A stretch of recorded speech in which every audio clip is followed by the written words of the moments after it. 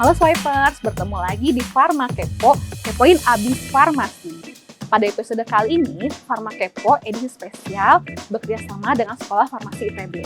Dengan saya, Apoteker Cindra Triunia. Pharma Kepo hari ini akan membahas tips konsultasi dengan pasien hipertensi oleh tenaga kefarmasian. Tentunya teman-teman apoteker di sini sering kan menemui pasien hipertensi atau pasien dengan tekanan darah tinggi. Oke, kita bahas apa saja sih yang perlu disampaikan ketika berkonsultasi dengan pasien hipertensi.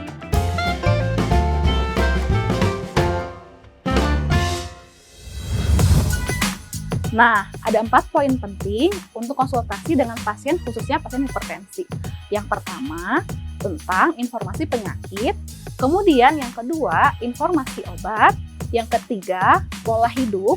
Dan yang keempat, informasi penting lainnya yang perlu diketahui oleh pasien hipertensi. Kita bahas dulu dari informasi penyakit ya.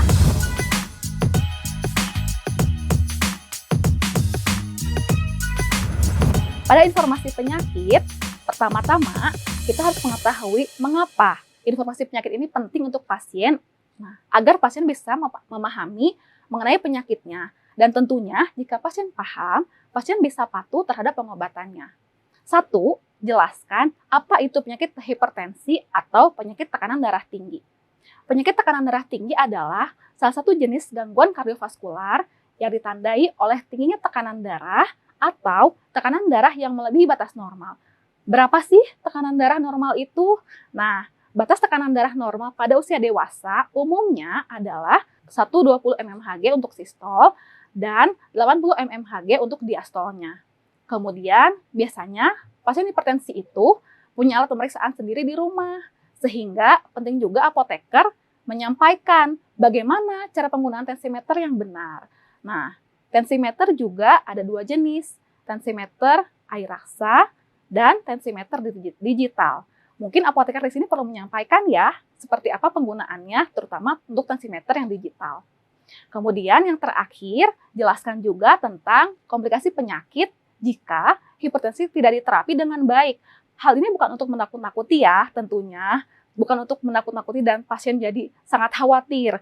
Nah, tapi justru untuk memberikan kesadaran bahwa penting loh untuk menjaga kepatuhan serta monitoring pengobatan pasien. Selanjutnya, informasi obat sebagai poin yang kedua. Pada informasi obat, teman-teman bisa membahas tentang beberapa jenis obat hipertensi. Fokuskan pada obat yang digunakan oleh pasien.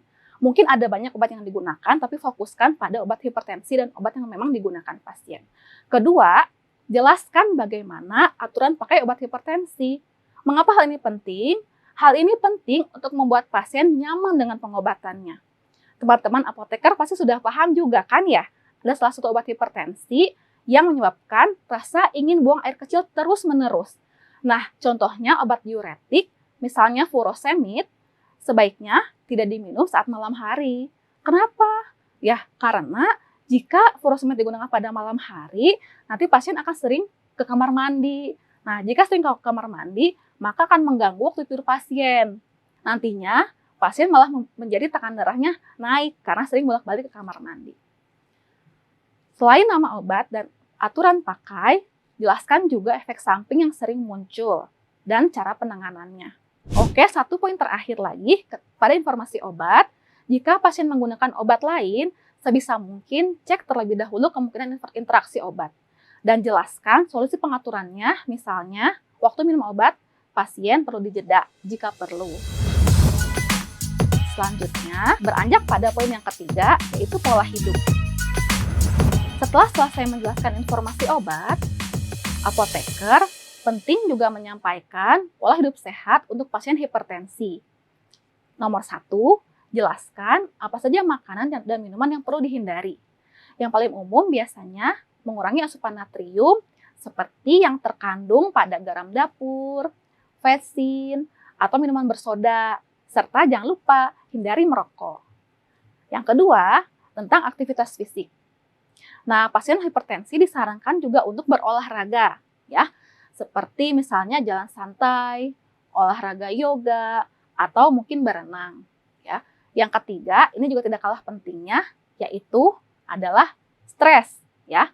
Pasien hipertensi disarankan jangan stres atau hindari pemicu stres. Karena stres dan pikiran yang tidak sehat akan ikut juga meningkatkan tekanan darah pasien. Yang terakhir, ada info penting lainnya. Nah, apa saja sih info penting lainnya selain dengan 3 hal yang tadi? Yang pertama, rajin periksakan diri ke dokter, ya, karena tekanan darah ini harus dicek secara rutin dan minum obat secara rutin. Pasien diingatkan untuk waspada jika ada gejala yang mengarah kepada komplikasi. Contohnya apa misalnya? Misalnya seperti udem atau bengkak yang mungkin mengarah pada gangguan ginjal. Nah, khusus untuk ibu hamil yang mungkin ada tekanan darah tinggi, jangan lupa perhatikan tanda-tanda kegawatan janin. Oke, swipers, itulah tadi 4 poin penting yang perlu dibahas ketika berkonsultasi dengan pasien hipertensi. Semoga berhasil ya konsultasinya. Lebih dari 130.000 mahasiswa farmasi atau apoteker dan TTK telah mengunduh aplikasi SwapRx. Saya juga udah download ya dan bergabung dengan komunitas apoteker SwapRx. Nah, aplikasi ini bisa membantu swipers untuk terhubung dengan sesama apoteker dari seluruh Indonesia untuk berbagi saran, berita penting, dan informasi terbaru lainnya seputar kefarmasian. Download aplikasi SwapRx sekarang dengan cara scan QR code di sebelah atau melalui link yang ada di kolom deskripsi di bawah ini. Jangan lupa ya. Sampai di sini dulu episode kali ini ya. Jangan lupa untuk like, subscribe, dan share video ini ke apoteker, mahasiswa atau mahasiswa farmasi, dan TTK yang kamu kenal. Jangan lupa juga untuk nyalakan lonceng notifikasi ya swipers. Tetap jaga kesehatan. Farma Kepo, kepoin abis farmasi.